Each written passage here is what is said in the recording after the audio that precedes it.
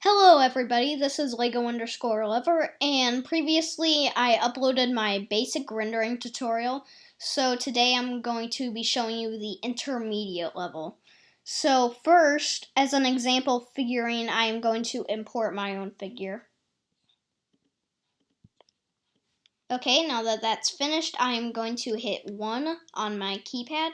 It'll bring me to a front view. So here's my figure. I have it all set up, and let's get into the rendering. First, I want to introduce you to a new type of lighting, which is called a lamp. A lamp is a type of point light or just light in general. So first, highly recommend going to settings, switching from studio view to HDRI. And now that we're here, make sure you have lamps and shadows on.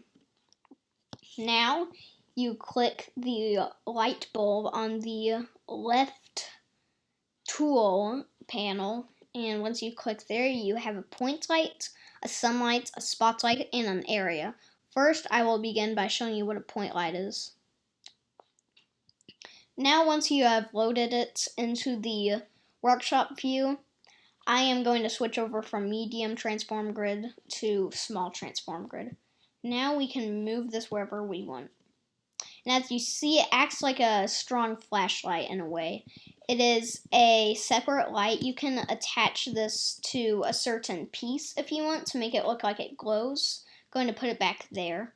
And over here we have size and strength. So strength resembles how bright you want the light to be. So I'm going to put that 0.5.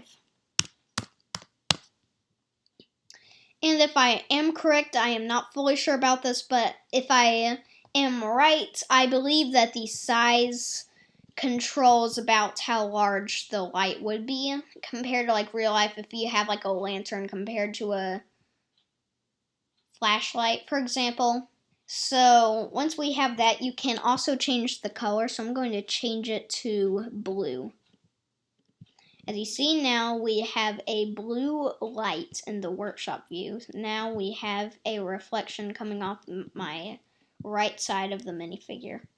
And now that we have this, I'd like to create a little effect. So I'm going to hit D, or you can click the duplication button on the left tool panel. Click that. Now it brings it over, but since we duplicated this, this is also going to be producing blue light, but I would like to go to red on the color picker and make it red. So we have a red light and a blue light. I think that's pretty good for now. So that is the first example, and I'll show you what a render looks like with this. And as you can see in the final product of the render, the lamps or the point lights don't always affect too much, but do note I did turn down the strength value to half of its default. So that may affect it just how bright you make it, but overall I think that would be good, but you can, this is fully customizable. So now I'm actually going to get rid of these point lights, and I am going to introduce you to a sunlight. What a sunlight does is after you drag it over your figure, depending on your rotation, it can act like a real sun. So if you rotate it different ways, it will make a different reflection. I'm going to leave it like that. And you can color this like red or something. I'm going to leave it at normal. And you can change the strength, which I will change to actually 1.5. You can change the length, so it just does that. And I'll leave it at that. So now that we have this, I will show you another demo render. And there you can see the final product of the render with the sunlight. And I did make a 4 in the render, but I left that there intentionally. So you can see when you add a sunlight, it will create a shadow. So if I rotate this differently, it will make the shadow's appearance to change. So next I'm going to move on to a spotlight. So what a spotlight is something I use in a lot of my renders. It acts like an actual spotlight. It covers an area like a spotlight. And this bottom circle is the circumference of the area that will be lighting up. I usually recommend coloring this something different just for a change. That's just my thought. If you change the angle, it will change how wide or small it is. You can change the blend, which I believe is how much it blends in with the first circle to the second. You may change the strength, and you may change the size. And you can change the length, so if you want to make this smaller or only cover so much area, you can do that. I'm making it pretty small right now. So here's another demo render with these spotlights. So now I have the final product of the render with the spotlight. So I can see just around the hair piece, or just really where the top is, where it first comes down. It's where it's going to make the most difference. Where, like I said, it really acts like a real spotlight. So one effect I've used in the past is, for example, turning around the figure if it was in a different pose and making it come from behind like that. I don't always make it tracking right above the head, but I have done something like that before, so just for an example.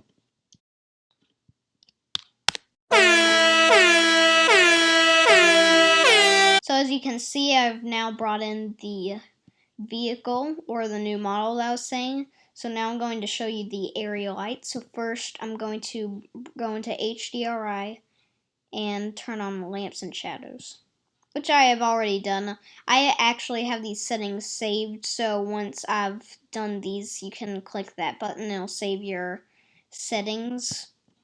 But anyways, now I will add in the area light.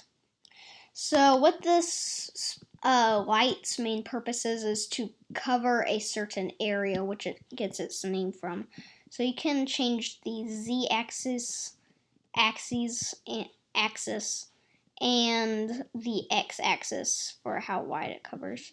So I am going to leave it right there. I will make it a red, actually blue, blue never hurts.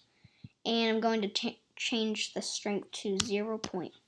I don't want it too bright. So now here's a test render, or a demonstration render.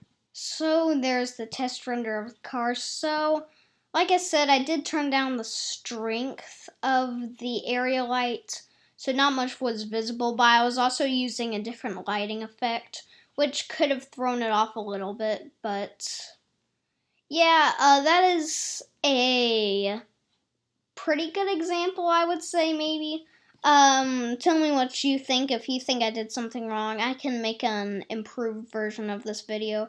But now on to the next thing I want to show you. So now we have a posed figure, which I just did, and now I want to show you the next part of the intermediate rendering tutorial, which is depth of field. So first I'm going to turn on lock camera to view, and now this only shows up in the final product. So right now I'm just going to mess with some other settings.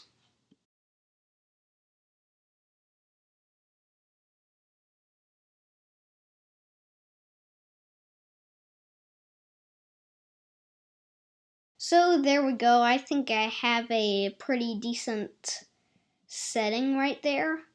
And I'm going to use the default lighting for this because I don't want to change much. So now if I click on depth of field, then I will click on this eyedropper tool. And what this does is the distance is whatever this selects, really. So if I usually like selecting it around the minifigure, and I like doing it around the head. So I like putting it right in between its eyebrows on its head print. Then you click and it sets it right there. For the radius, I recommend about 1.5. You may go higher depending on how much or how big of a build you have, but I like going with 1.5. But for this, I'll make it 1.75, so I hope you can see what it does and what effect it has.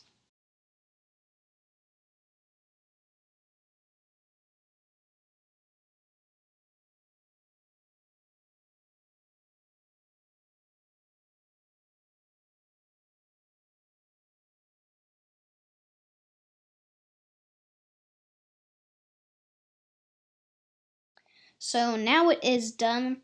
Here's what I was talking about. Notice how around the legs and the arms and such it is blurred, where one part is farther from the head. And that's why I said to set the eyedropper tool on whichever part you want. That is just an example. This is a minifigure render, but anyways, I'll download this. So now that I've successfully downloaded it, I think that is the end of this video. I hope you enjoyed it. And I will be making an advanced tutorial, which I hope you're excited for if you've been following along these videos. And as always, have a great day. Bye.